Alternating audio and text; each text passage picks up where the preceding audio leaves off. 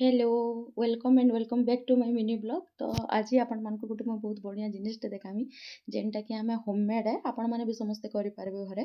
तो चलो मोर वीडियो रे जोड़ी रहून आपण मानक देखौछे इटा काना जे कहून तो मते कमेंट माध्यम रे आपण माने जेन माने जानिछन मते कमेंट रे कहबे आर मुई भी कहि दउछे। इटा एक्चुअली होचे आम सढ़ा जेनटा कि आमर रसर एका तैयारी करा हेसी।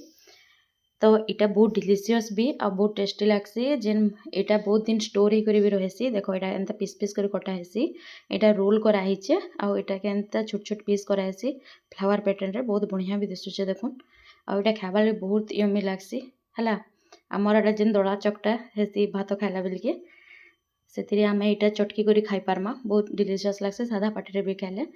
आ इथरा जदि रेसिपी आपण मानकु दरकार तो मते कहबे हला मु आपण मानकु देमी।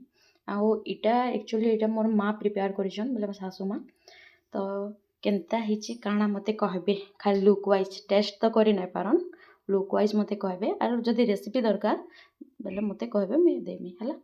Thank you.